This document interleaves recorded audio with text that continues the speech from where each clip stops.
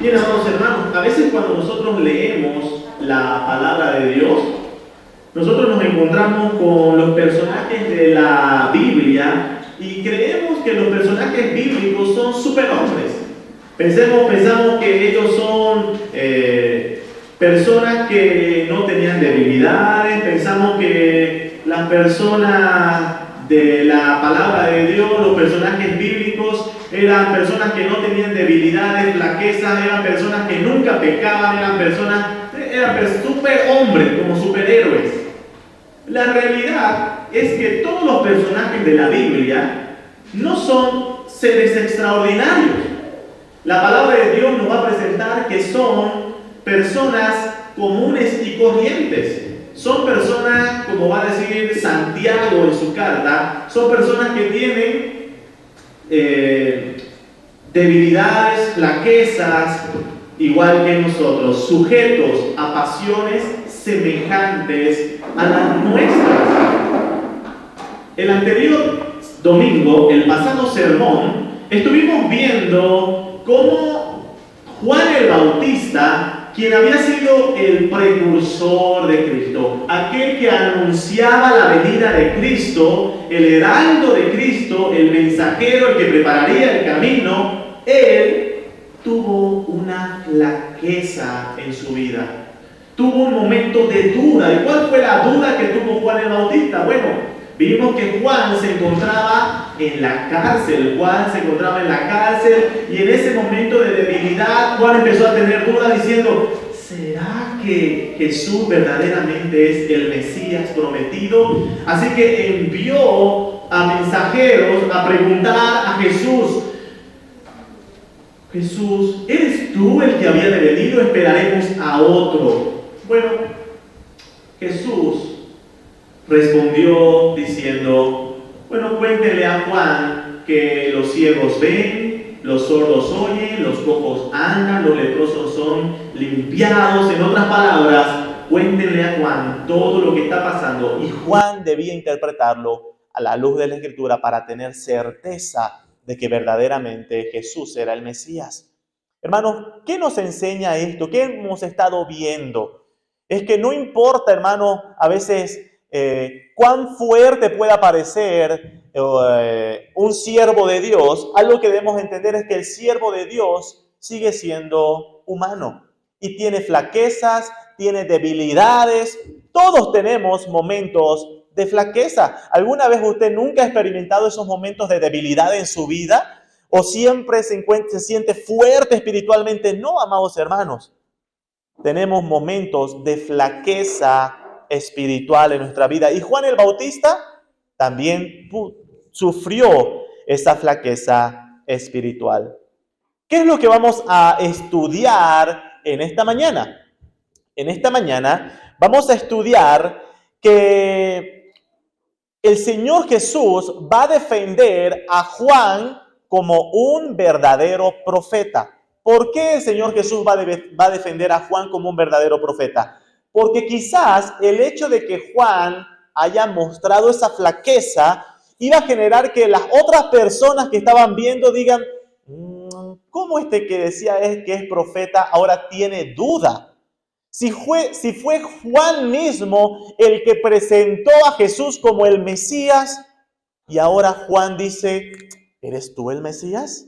Entonces las personas de su alrededor iban a usar eso como una excusa ¿para qué? Para dudar la veracidad de Juan como un verdadero profeta. Así que en esta mañana, mis hermanos, a la luz de Lucas capítulo 7, desde el versículo 24 al 35, quiero que veamos dos puntos. El primer punto va a ser: Jesús señala a Juan como un verdadero profeta. Y vamos a ver que Jesús lo va a hacer a través de tres argumentos que vamos a ver en esta mañana. Y en segundo punto, vamos a ver las reacciones de los oyentes al mensaje. Vamos a ver y entrar a nuestro primer punto. Jesús señala a Juan como un verdadero profeta. Acompáñenme a abrir sus Biblias en el Evangelio de Lucas, capítulo 7, desde el versículo 24 en adelante. Lucas capítulo 7, versículo 24, la palabra de Dios dice: Cuando se fueron los mensajeros de Juan, comenzó a decir de Juan a la gente, ¿quién? Nuestro Señor Jesucristo. ¿Qué les dijo el Señor Jesucristo? ¿Por qué es importante esto? Y ahora el Señor Jesús va a dar 3 argumentos para defender a Juan como un verdadero profeta. En primer lugar, versículo 24, el Señor Jesús les realiza una pregunta a las personas que estaban escuchando y les dice, ¿qué salisteis a ver al desierto? Bueno, Jesús sabía que la duda de Juan sería vista como una razón para cuestionar a Juan como un verdadero profeta. Así que Jesús les pregunta a estas personas que estaban escuchándole, que también habían salido a escuchar a Juan su predicación y les pregunta, ¿qué salieron a buscar al desierto? ¿Qué era lo que buscaban cuando fueron donde Juan? Y esto es importante porque, como nosotros vemos en la palabra de Dios, el ministerio de Juan el Bautista se llevó a cabo en el desierto. Eso lo encontramos nosotros en Mateo capítulo 3, versículos 1 al 5. La palabra de Dios nos dice, en aquellos días vino Juan el Bautista predicando en el desierto de Judea, diciendo, arrepentíos porque el reino de los cielos se ha acercado. Versículo 5. Y salía a él Jerusalén y toda Judea y toda la provincia de alrededor del Jordán. Juan el Bautista llevaba su ministerio en el desierto, en las afueras de la ciudad. Y el Señor Jesucristo quiere dejar un detalle interesante, que a pesar de que Juan llevaba su ministerio lejos, fuera de las ciudades, en el desierto, aún así las personas salían a escucharle. Multitudes de personas salían a escuchar el mensaje de Juan el Bautista. Entonces, el Señor Jesús le pregunta a estas personas, cuando todos ustedes salían al desierto, hasta el desierto, lejos, caminando, a escuchar a Juan, ¿qué es lo que les movía? ¿Qué salían? ¿Qué buscaban en el desierto? ¿Qué es lo que salían a ver en el desierto? Y ahí el Señor Jesús realiza otra pregunta. ¿Acaso salían a ver una caña sacudida por el viento? ¿Qué es lo que el Señor Jesucristo está queriendo mostrar? ¿Cuál es la ilustración de la caña sacudida por el viento? Si ustedes ven, ¿conocen ustedes cómo es la caña? El árbol de caña, bueno, la plantita de caña es algo delgadito, hay algunas que son más gruesitas, pero una vez de que eso se seca, se vuelve sumamente frágil, blando. Entonces el viento puede venir, romperlo, moverlo de un lado para otro. Lo que el Señor Jesús está diciendo es, cuando ustedes salieron a ver al desierto y vieron a Juan, ¿acaso vieron a un hombre como una caña sacudida por el viento? Cambiante de un lado para otro. ¿Por qué el Señor Jesús les está haciendo esa pregunta y esa comparación de la caña sacudida por el viento? Nuevamente les recuerdo lo de hace rato. Juan había presentado un momento de flaqueza. Juan había mandado mensajeros mostrando una duda en su vida. En ese momento de su vida, Juan tenía la duda si Jesús verdaderamente era el Mesías. Entonces Jesús, adelantándose a lo que las otras personas iban a pensar, dice, ustedes deben ver a Juan como si él fuese alguien cambiante. ¿Por qué? Porque Juan fue el que presentó a Jesús como el Mesías prometido. Y entonces las personas iban a decir, qué cambiante Juan, ¿no? ¿Cómo cambia de parecer? Un día nos dice que Jesús ese es el Mesías y luego nos dice, ¿eres tú el Mesías? ¿Con duda? Entonces el Señor Jesús les está diciendo, en algún momento del ministerio de Juan, cuando ustedes salieron al desierto, ¿vieron que Juan era alguien cambiante? ¿Era alguien que conforme el viento cambiaba de convicciones? Es eso lo que el Señor Jesús les está preguntando. Algo similar a esta ilustración del Señor Jesús de la caña sacudida por el viento es lo que dice el apóstol Pablo en Efesios capítulo 4. Efesios capítulo 4, versículo 14, la palabra de Dios dice, para que ya no seamos niños fluctuantes, llevados por doquier de todo viento de doctrina. El apóstol Pablo en este pasaje está diciendo que el Señor ha provisto dones en la iglesia para enseñar, para instruir a los hermanos, con el propósito de que no seamos niños que seamos llevados por cualquier viento de doctrina.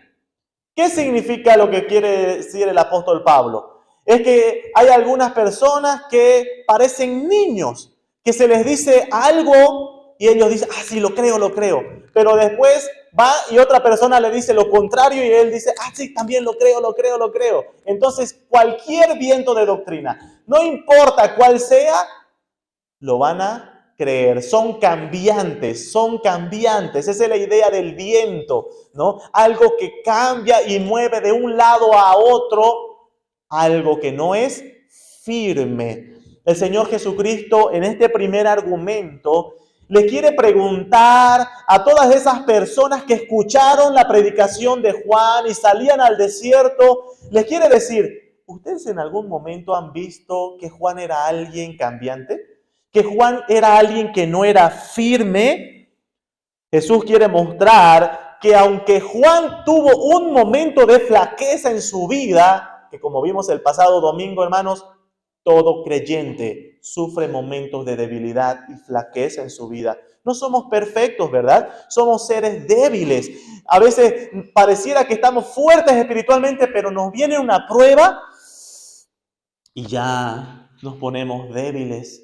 Empezamos a flaquear, a tener dudas. Bueno, Juan también tuvo eso, pero el Señor Jesús quiere dejar en claro que a pesar de ese momento de flaqueza, el ministerio de Juan fue algo firme. No fue una caña sacudida por el viento. No era que el viento lo cambiaba sus convicciones. No, fue alguien firme en su ministerio, en su vida, a pesar de todo lo que quizás las personas podrían estar pensando. El Señor Jesús quiere dejar en claro, Juan tuvo un ministerio firme.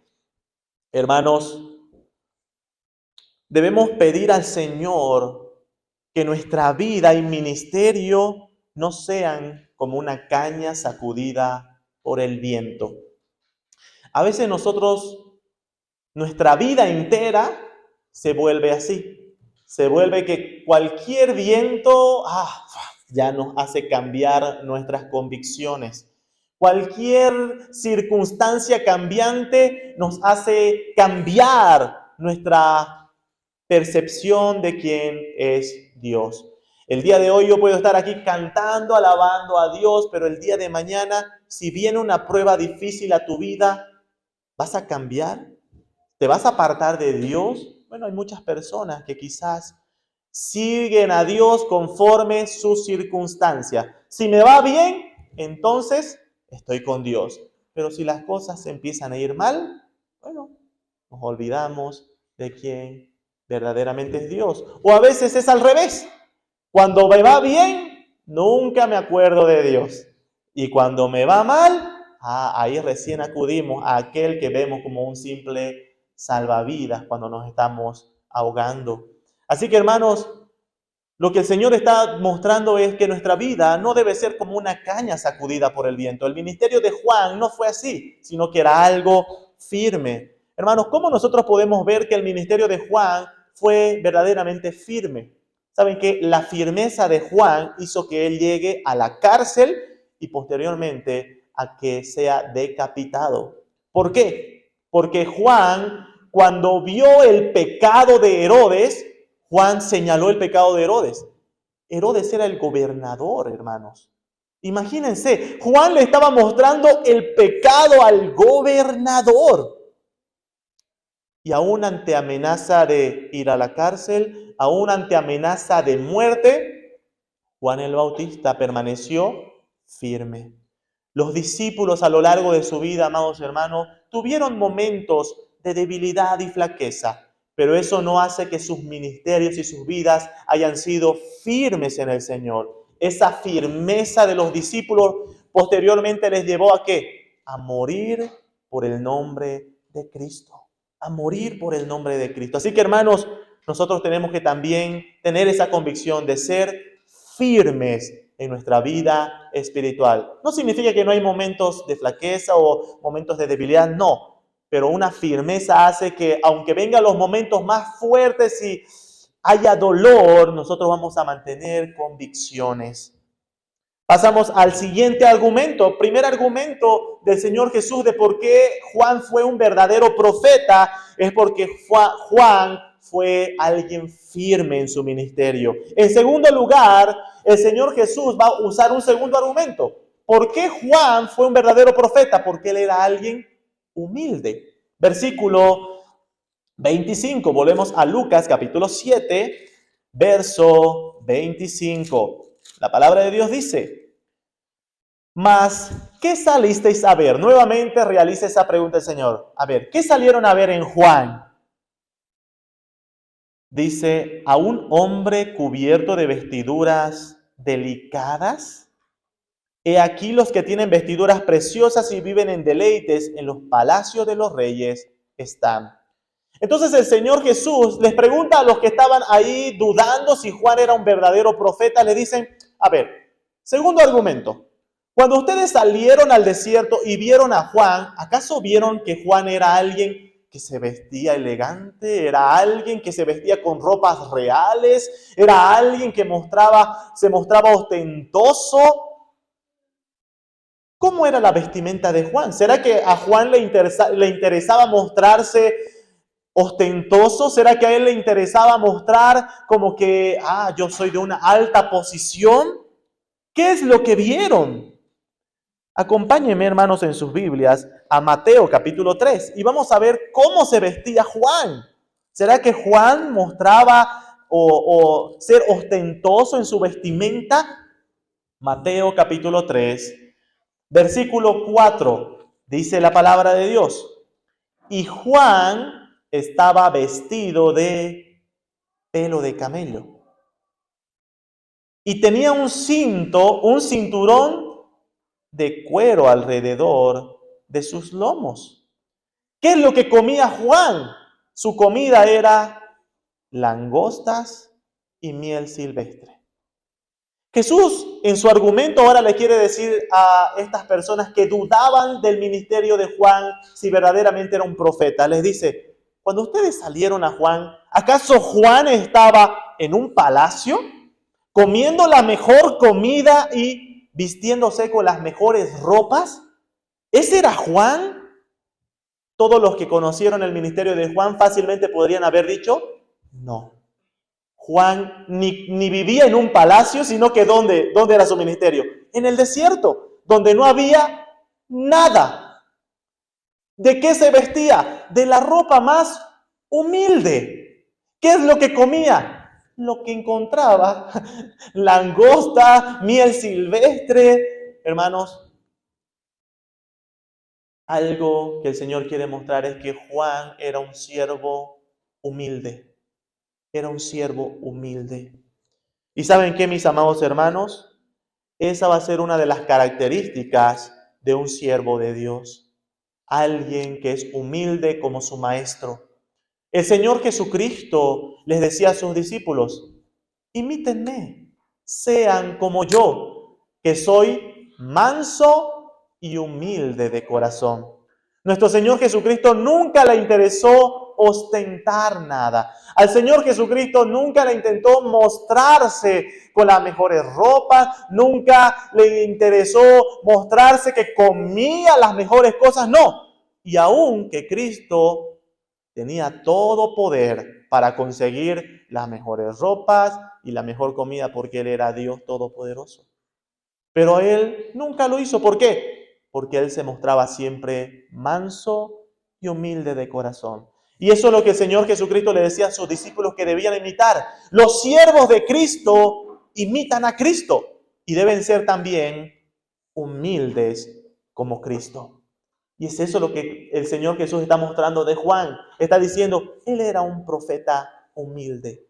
Hermanos, hoy en día se ha cambiado esa tergiversación con respecto a cómo es el siervo de Dios. Y no sé si usted ha visto en la televisión todos esos que se hacen llamar apóstoles, profetas, esos que predican en la tele, ¿verdad? Que viajan en sus aviones último modelo, que visten la ropa más cara, ropa de última moda. Hermano, ¿en serio así debe ser un siervo de Dios? ¿Eso es lo que debe ostentar un siervo de Dios? No, mis amados hermanos, el siervo de Dios debe ser humilde, humilde, no buscar lo suyo, no buscar sus propios deleites. ¿Es eso lo que el Señor Jesús está diciendo? ¿Acaso Juan estaba en un palacio satisfaciendo sus propios deleites? No, no estaba satisfaciendo sus propios deleites, era lo contrario.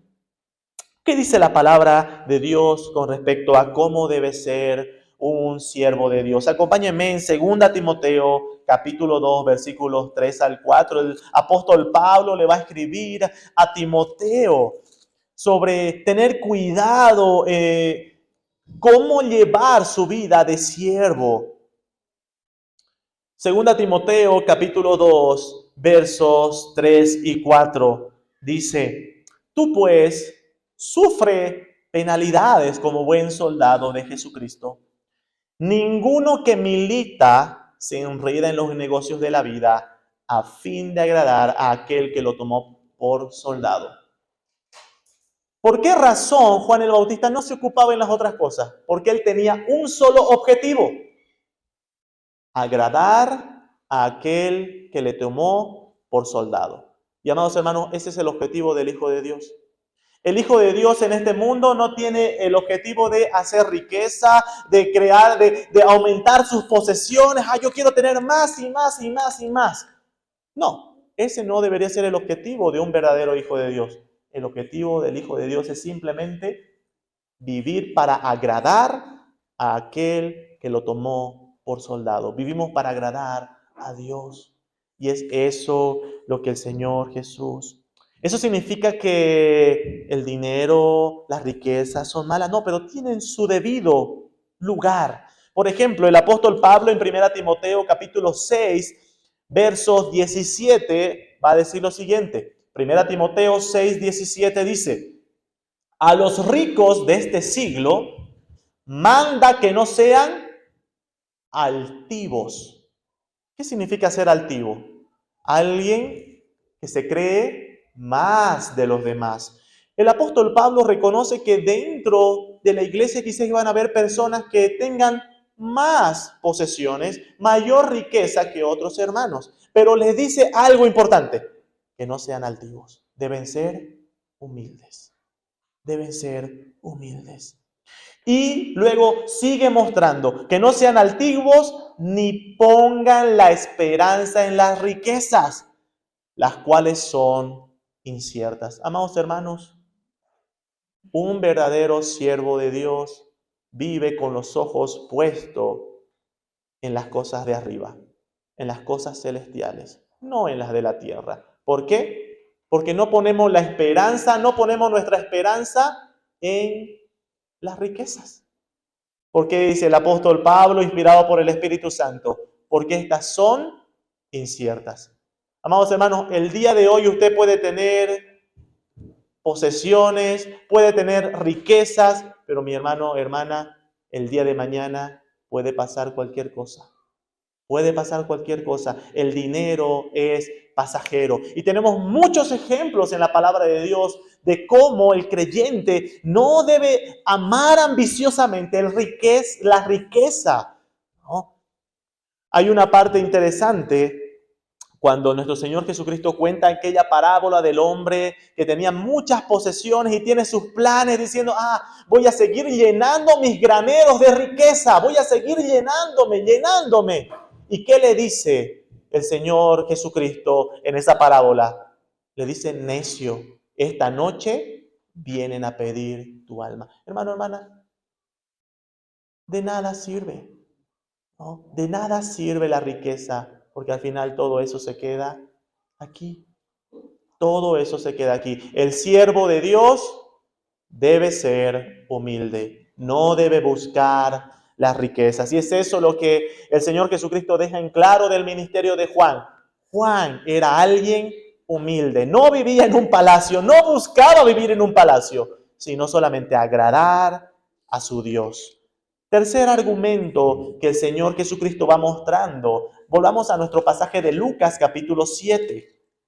Hemos visto que el Señor Jesús dice que Juan era un verdadero profeta porque él no era como una caña sacudida por el viento, era alguien firme. En segundo lugar, el Señor Jesús dice que Juan era un verdadero profeta porque él era alguien humilde. No era alguien que vivía en un palacio para deleitarse a sí mismo, sino era alguien que vivía en obediencia al Señor. Y en tercer lugar, versículo 26 dice, ¿mas qué salisteis a ver? ¿A un profeta?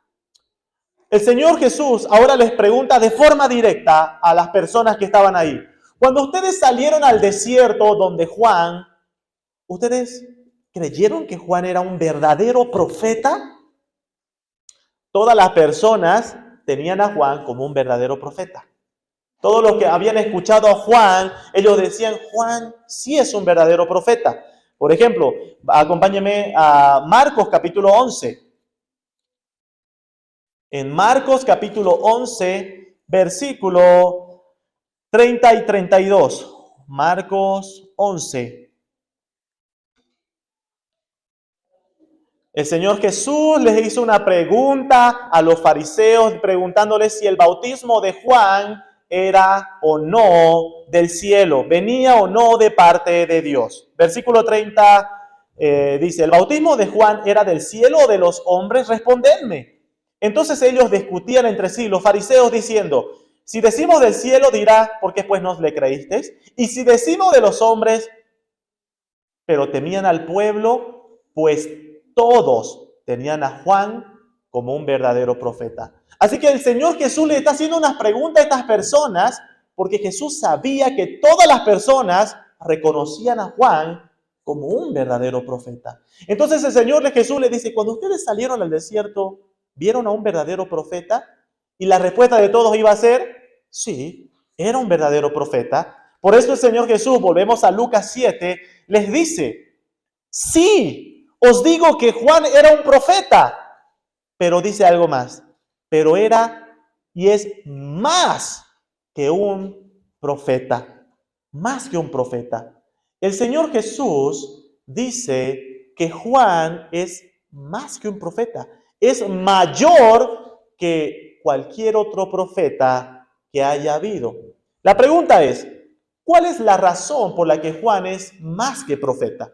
¿Cuál es la razón por la que Juan es mayor que todos los otros profetas? Y hermano, cuando nosotros leemos el Antiguo Testamento hay grandes profetas de Dios. Moisés, tenemos a Elías, tenemos a Nehemías, Daniel, y podríamos nombrar a todos los profetas del Antiguo Testamento. Pero el Señor Jesús está diciendo, Juan es mayor, es más que ellos. La pregunta es ¿por qué? ¿Por qué? Bueno, en primer lugar, el Señor Jesús va a mencionar una profecía en el versículo 27. Va a decir que es más que profeta. Versículo 27, ¿por qué? Porque es de quien está escrito, he aquí envío mi mensajero delante de tu faz, el cual preparará tu camino delante de ti. En primer lugar, el Señor Jesús va a decir que Juan es más que los otros profetas, porque Juan tiene algo que ningún otro profeta tiene, que es el único profeta que fue profetizado. Por ejemplo, de ningún otro profeta se anunciaba su venida. Simplemente el profeta aparecía. Dios levantaba al profeta. No es que años antes se escribía y se levantará un profeta y estará hablando a su pueblo y se estaba hablando de Moisés o de cualquier otro profeta. No. Dios iba levantando a los profetas. Pero de Juan es el único profeta que sí se profetizó. En Malaquías capítulo 3, versículo 1, está esta profecía que habla de que vendría alguien que sería quien prepararía el camino del Señor. Y ese es Juan. Entonces, en primer lugar, ¿por qué Juan es presentado por el Señor Jesús como más que un profeta, como el mayor de los profetas, es porque fue un profeta profetizado, un profeta anunciado, algo que ningún otro profeta lo fue. Y en segundo lugar, porque el Señor Jesucristo pone a Juan como un profeta especial, es que ningún otro profeta tuvo el privilegio que tuvo Juan de presentar a Cristo. Ningún otro profeta tuvo ese privilegio, solamente Juan. Juan fue escogido por Dios para llevar esa labor de ser el precursor, el heraldo de Cristo. Hermanos, ser el que prepararía el camino del Señor es el honor más grande que cualquier otro profeta hubiese anhelado, hubiese querido. Y Juan lo cumplió fielmente. Juan preparó el camino del Señor, proclamando fielmente el mensaje de la necesidad del arrepentimiento para perdón de pecados. Juan fue el que presentó a Cristo como el Mesías, diciendo: ahí está, Él es el Cordero de Dios que quita el pecado del mundo. Fue Juan el que apuntó a Cristo, y Juan en ningún momento buscó protagonismo. Él cumplió su labor de profeta fielmente. Por eso el Señor Jesucristo lo presenta como: este es un siervo, este es un profeta mayor, especial, más especial que los otros profetas. Número uno, porque fue profetizado. Y número dos, porque tuvo el enorme honor de presentar a Cristo. Continuamos en nuestro pasaje en Lucas. Ahora en el versículo 8 va a decir algo que parece contradictorio. Porque en el versículo 6 nos presenta a Juan como el mayor de los profetas. Pero ahora en el versículo 28 nos va a decir algo interesante de Juan. Verso 28. Os digo que entre los nacidos de mujeres no hay mayor profeta que Juan el Bautista. Y ahí Juan podría estar inflando pecho, ¿no? Y decir: jaja, no hay nadie que sea mayor que yo. Pero, versículo 28, pero el más pequeño en el reino de Dios es mayor que él. Ahora, ¿cómo entendemos esto? En primer lugar, el Señor Jesús dice: Juan es alguien grande. Es más grande, es mayor que todos los otros profetas. Tuvo un honor, un privilegio que ningún otro profeta tuvo.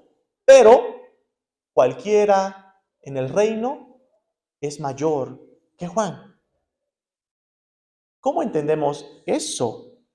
Bueno, hermano, esta declaración parece contradictoria y puede ser confusa. Algunos han llegado a interpretar este versículo diciendo que, ven, Juan no pertenecía al reino de Dios. Él pertenece a otro grupo diferente. Y amados hermanos, el Señor Jesús no está diciendo eso. No está diciendo que Dios tiene dos pueblos, no está diciendo que está el reino de Dios y otro grupo aparte, para nada. La realidad, amados hermanos, en la Escritura es que Dios tiene siempre ¿cuántos pueblos? Dios tiene un solo pueblo conformado por todos los salvados de todos los tiempos, por fe, por gracia en el Señor Jesucristo. Entonces, ¿cómo interpretamos que el Señor Jesús está diciendo: Él es el mayor, pero al mismo tiempo Él es el menor? ¿Cómo entendemos eso? Bueno, hermanos, si bien Juan tuvo un privilegio superior que cualquiera otro de los profetas, que era lo que lo ponía a Juan en una posición mayor de honor a los demás profetas, Juan tenía algo en común con los otros profetas. ¿Qué era eso? Que aunque Juan presentó a Cristo, Juan no vio el cumplimiento de todas las profecías en Cristo. ¿Por qué? Porque Juan fue encarcelado. Cuando el Señor Jesús iniciaba su ministerio, Juan fue encarcelado. Entonces, aunque Juan presentó a Cristo como el Mesías prometido, Juan no pudo ver con sus ojos todos los milagros, todos los cumplimientos de las profecías. No, al igual que todos los demás otros profetas, Juan no pudo ver eso. Y eso nosotros lo encontramos en Lucas capítulo 10, versículos 23. Lucas 10, versículos 23 al 24 dice: y volviéndose a los discípulos les dijo aparte: bienaventurados los ojos que ven lo que vosotros veis, porque os digo que muchos profetas y reyes desearon ver lo que vosotros veis y no lo vieron, y oír lo que oís y no lo oyeron. Entonces, aunque Juan tuvo un enorme privilegio de presentar a Cristo, él no tuvo la bienaventuranza de ver el cumplimiento, de oír a Cristo y de ver su obra.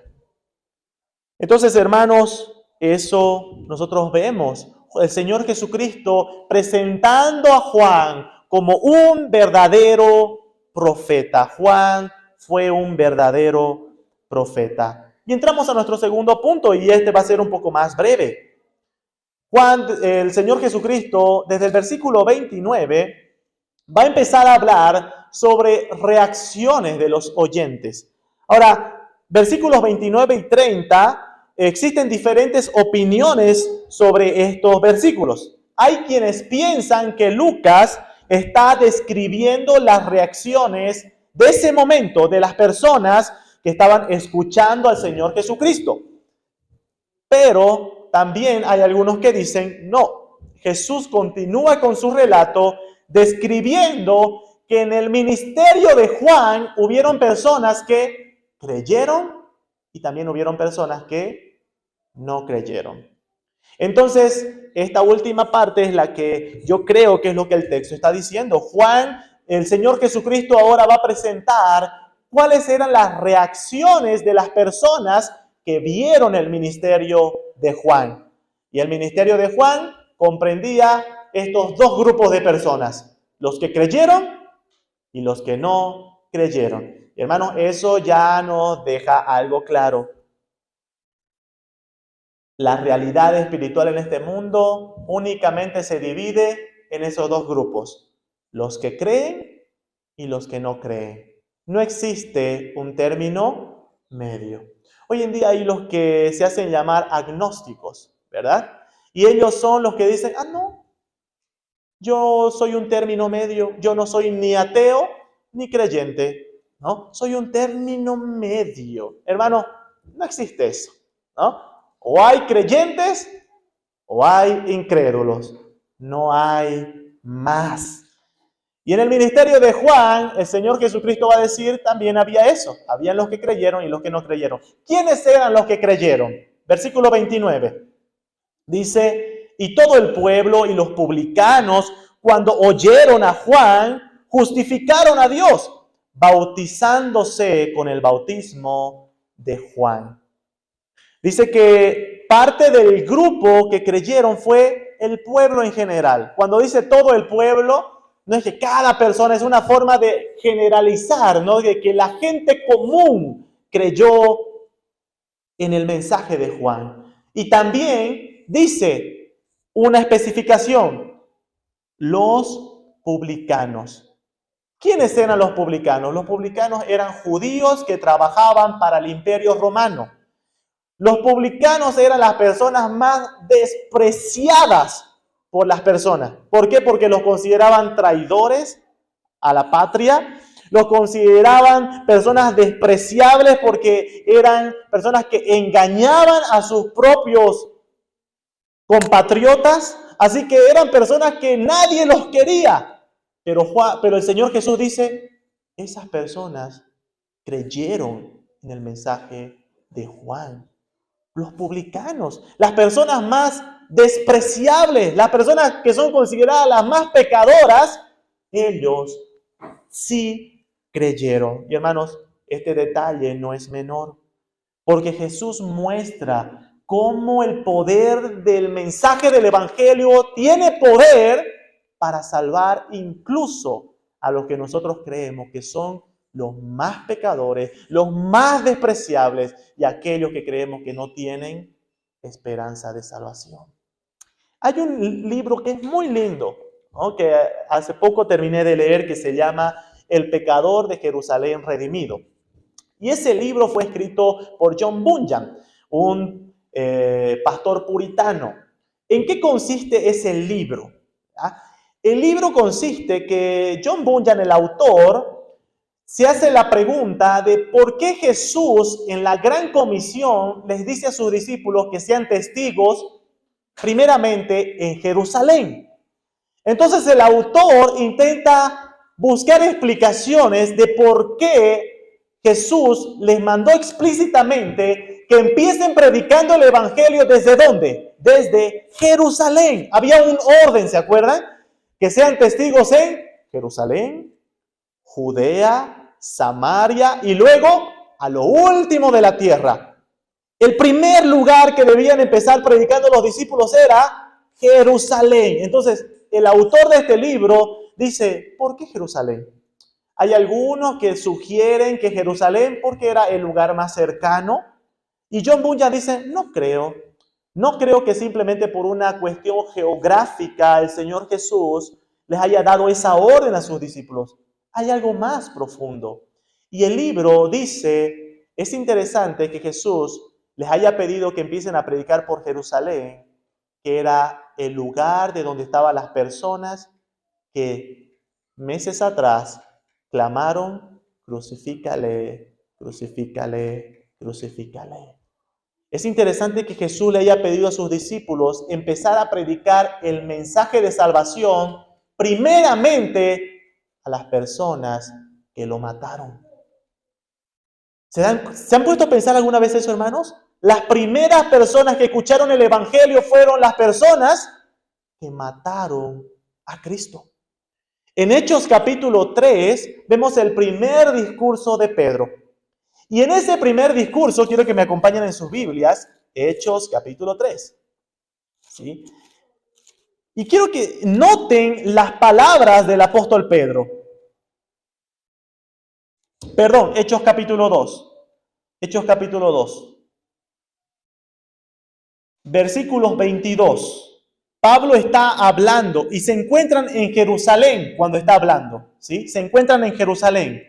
Y Pedro dice, varones israelitas, oíd estas palabras. Jesús Nazareno, varón aprobado por Dios entre vosotros con las maravillas, prodigios y señales que Dios hizo entre vosotros por medio de él, como vosotros mismos sabéis.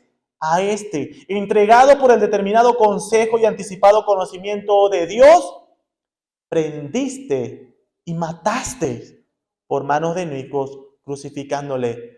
Pedro, ¿a quiénes les está hablando? A aquellos que arrestaron a Jesús y a aquellos que mataron a Jesús. El mensaje del evangelio primeramente llegó a este grupo y nosotros podemos decir, pero estas personas no merecían.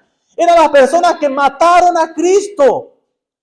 Pero hermanos, el mensaje del evangelio, Dios le plació primeramente presentarlo a las personas que nosotros creeríamos que eran las menos indicadas de recibir la palabra de Dios. ¿Qué nos enseña todo esto, mis hermanos? Es que el mensaje del evangelio tiene poder para salvar incluso a los que nosotros consideramos insalvables. Tiene poder para salvar incluso a los que nosotros consideramos las personas más despreciables.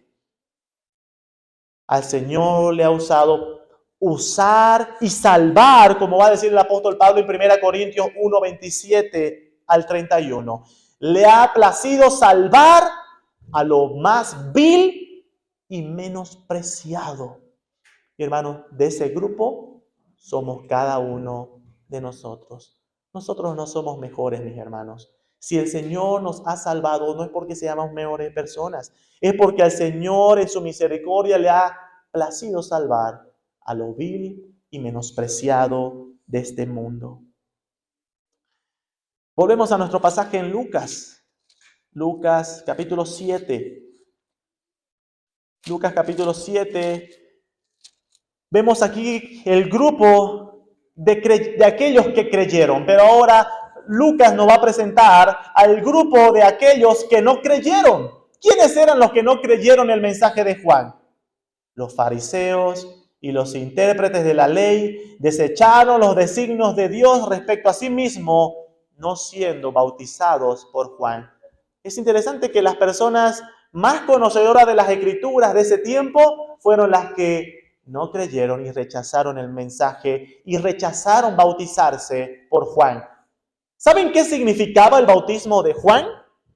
Significaba arrepentimiento.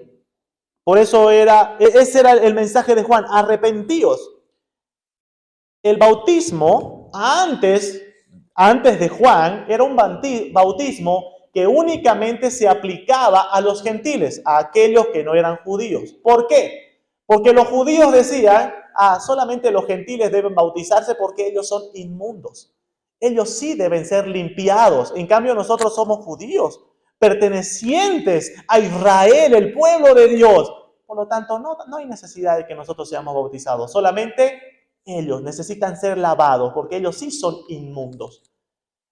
Y luego viene Juan. Y Juan les dice, ustedes deben bautizarse y arrepentirse de sus pecados. ¿Qué creen que eso significaba para los fariseos? Era un insulto. Los fariseos, los intérpretes de la ley decían, ¿qué? ¿Me está diciendo que yo soy inmundo? ¿Está diciendo que yo necesito ser lavado? ¿Cómo es eso? Era un insulto, por lo cual estas personas no creyeron. Versículos 31 en adelante, el Señor Jesús va a usar una parábola para describir a estas personas incrédulas. Y dijo el Señor, ¿a qué pues compararé los hombres de esta generación? ¿Y a qué son semejantes? Semejantes son a los muchachos sentados en la plaza que dan voces unos a otros y dicen, os tocamos flautas y no bailasteis, os endechamos y no llorasteis. ¿Qué significa este ejemplo, esta parábola que el Señor Jesús compara a los incrédulos? Probablemente esa descripción que hace Jesús es simplemente algo cultural de la época. Es algo que hacían los jóvenes, los niños de esa época. Un comentarista lo describe de la siguiente manera. Probablemente eso se refería a una especie de juego que jugaban los niños judíos de la época. Un ejemplo de qué tipo de la ilustración del Señor Jesús es la siguiente. ¿Alguna vez imagínense un grupo de niños que empiezan a decir, ¿qué les parece si jugamos a la boda? ¿No? Y empiezan a jugar a la boda, a un matrimonio donde hay felicidad, alegría, y de pronto aparece un grupo que empieza a decir, no queremos reír. Estamos aburridos, ese juego no queremos jugar. Ya, entonces ya no juguemos a la boda. Ahora, en vez de eso, juguemos al funeral. Y empiezan a jugar al funeral y ellos dicen, no, ese juego es aburrido, queremos algo más divertido. Y al final no se les entiende qué es lo que quieren los niños. Porque si juegan a las bodas, ese juego es algo que ellos no quieren. Pero si juegan al funeral, tampoco están conformes con eso. ¿Qué hacemos? Es algo así lo que el Señor Jesús está diciendo.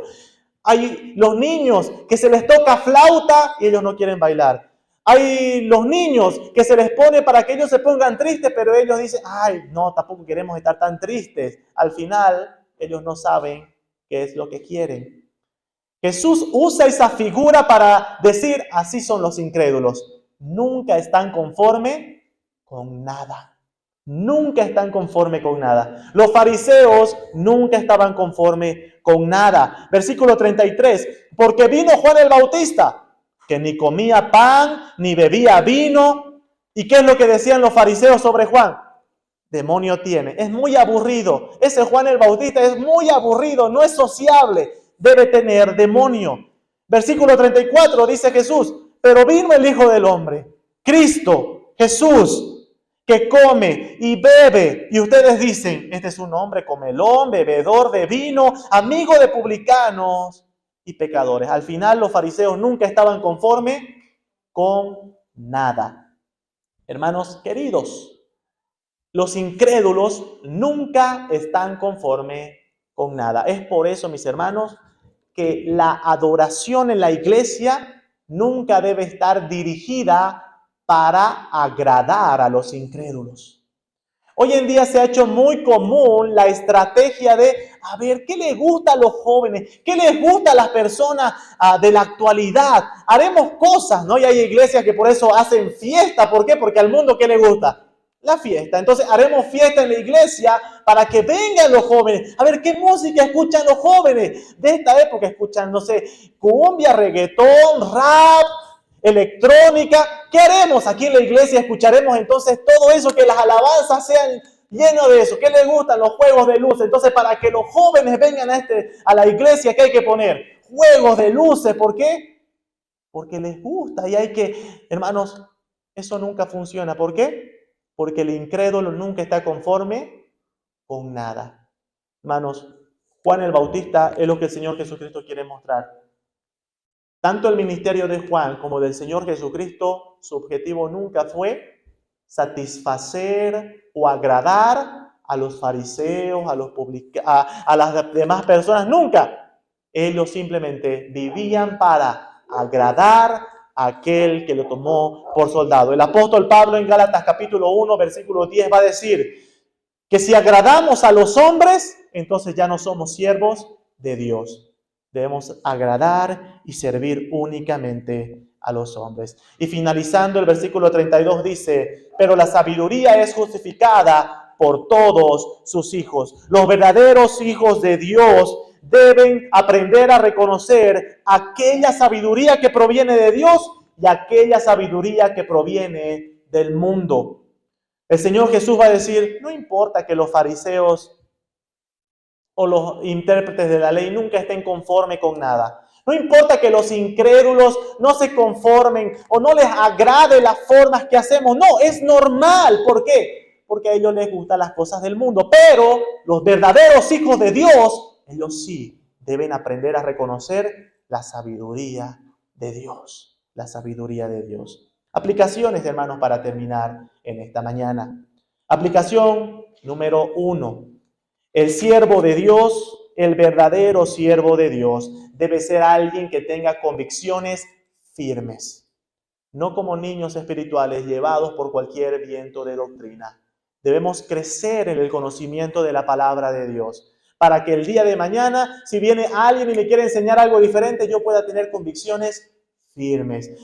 Debo empaparme de la Escritura para que cuando vengan momentos difíciles en mi vida, yo pueda mantenerme firme y no como una caña sacudida por el viento de un lado a otro. Ay, estoy mal, entonces ya no estoy con el Señor. Estoy bien, ahora sí. No, debo mantenerme firme a pesar de que el viento sople, no importa cuánto sople.